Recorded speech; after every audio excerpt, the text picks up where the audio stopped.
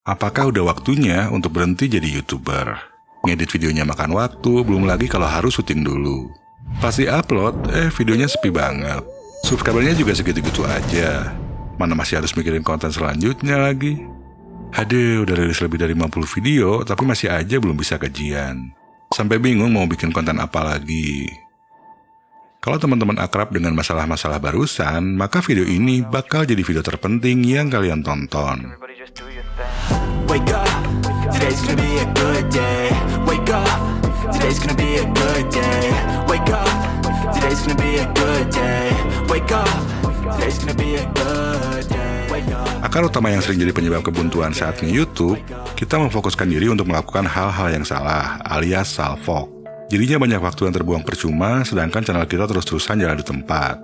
Tapi kalau teman-teman bisa menghindari dan menjauh dari kesalahan-kesalahan fatal ini, channel teman-teman akan mulai berkembang.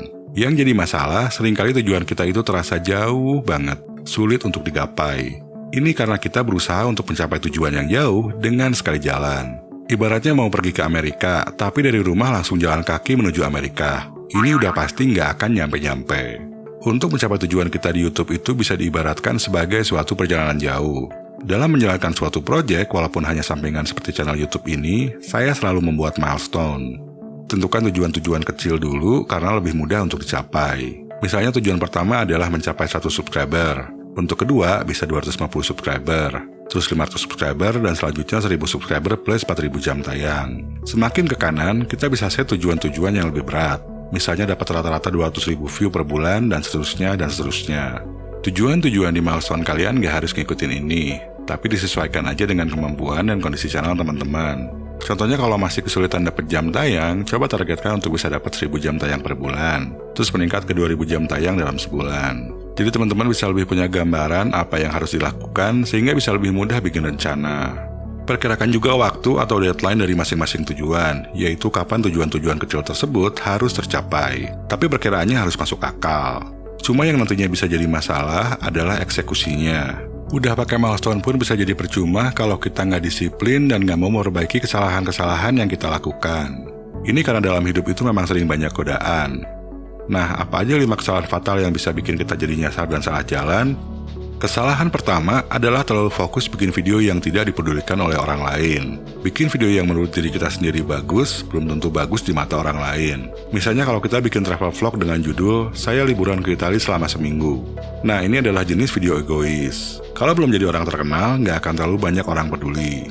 Kemungkinan besar, video tersebut nggak bakalan dapat view, kecuali dalam video tersebut ada sesuatu yang bermanfaat atau sesuatu yang mampu menyentuh emosi audiens. Nah, coba teman-teman tanyakan dulu kepada diri sendiri apa tujuan teman-teman bikin video dan untuk siapa saja video tersebut bisa berguna.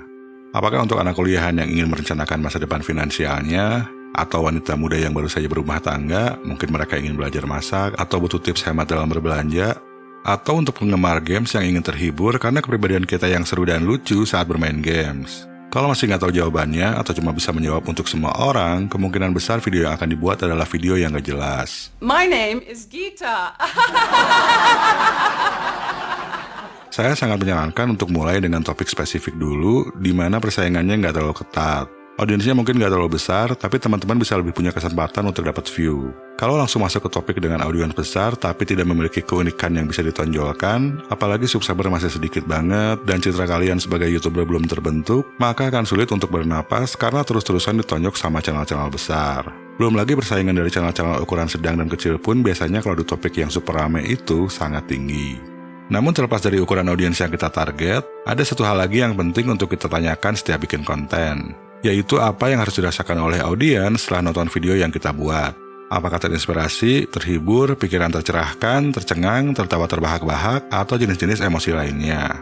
Konten yang mampu menyampaikan emosi kepada sebagian besar penonton, kemungkinan besar akan bisa mendapatkan view. Jadi pelajari dan kuasai bagaimana kita bisa menyampaikan emosi melalui video. Kesalahan pertama ini kalau masih saja tidak disadari, maka channel kita akan terus-terusan sulit untuk berkembang. Dan biasanya memang menjadi pemicu kenapa banyak YouTuber pemula yang nyerah. Apalagi kalau dikomunikasikan dengan kesalahan berikutnya, maka sebagai YouTuber, teman-teman akan cepat tumbang. Kesalahan yang kedua, fokus hanya untuk mendapatkan AdSense dengan cepat.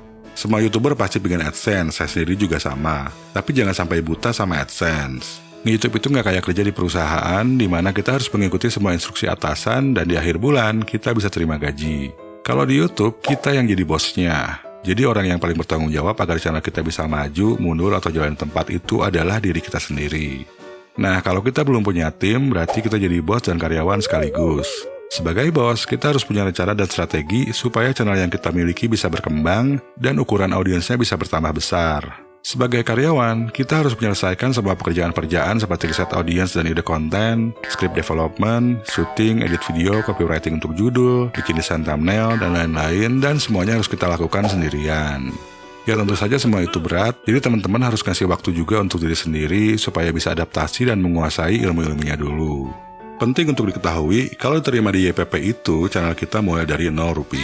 Artinya, kita harus rajin bikin konten yang mampu mendapatkan view. Karena besar kecilnya AdSense itu ditentukan oleh RPM dan jumlah view.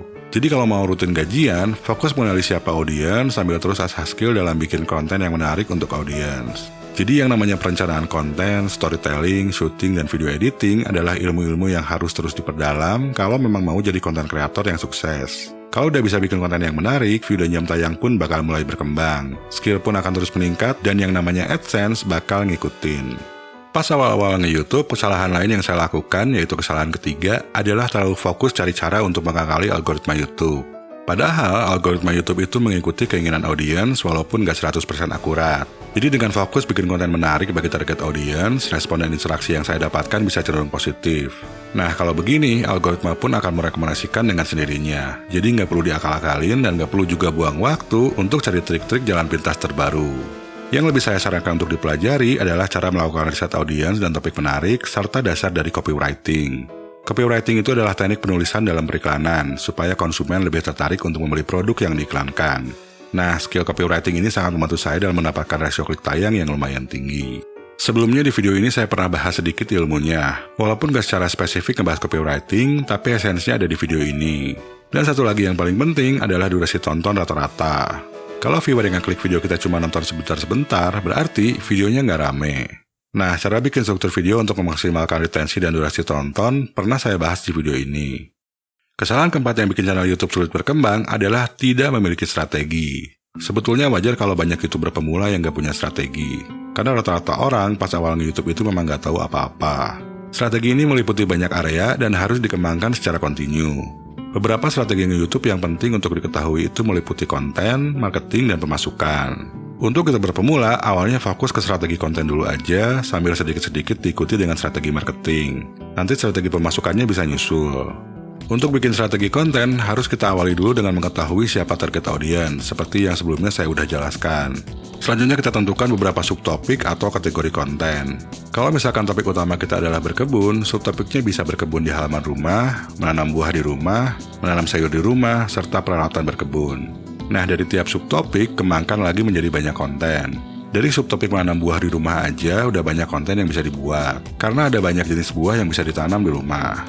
Kalau untuk strategi marketing, intinya adalah strategi untuk memaksimalkan pertumbuhan view, subscriber, dan juga channel. Nah, di channel ini udah ada playlist cara menambah viewer YouTube, dan linknya akan saya pasang di deskripsi. Kesalahan yang kelima, tidak mau belajar membaca analitik. Kalau dari pengamatan saya, banyak YouTuber pemula yang anti terhadap analitik YouTube. Kalaupun udah tahu cara baca analitik, cuma dibaca doang terus dicuekin. YouTube memberikan kita analitik yang cukup detail, bukan untuk dibiarkan begitu saja. Tapi untuk dimanfaatkan sebaik mungkin karena memberitahu kita apa saja yang harus diperbaiki. Kalau nggak pakai analitik, jadinya kayak main tebak-tebakan, kadang benar tapi seringnya salah. Di bagian jangkauan, kita bisa tahu dari mana aja viewer datang untuk nonton video kita dan seberapa besar ketertarikan viewer untuk ngeklik dan nonton video kita.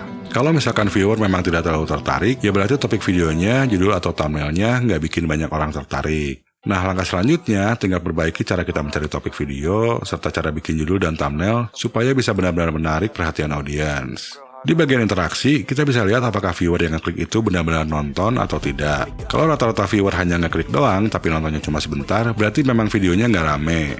Nah, kalau kayak gitu jangan sakit hati, tapi jadikan pecut supaya video selanjutnya bisa lebih bagus dan lebih rame. Kalau ada yang nge-like atau nge-share walaupun cuma 3% dari total viewer yang nonton, berarti ada indikasi kalau video kita itu ada yang menyukai. Kalau sama sekali nggak ada yang nge-like dan nge-share, berarti masih banyak yang harus diperbaiki. Sebagai YouTuber, jangan hanya terpaku dengan jumlah views saja, tapi lihat juga data-data lainnya di analitik, lalu evaluasi. Karena kalau kita melakukan hal yang sama terus-terusan, ya hasilnya juga gitu-gitu aja.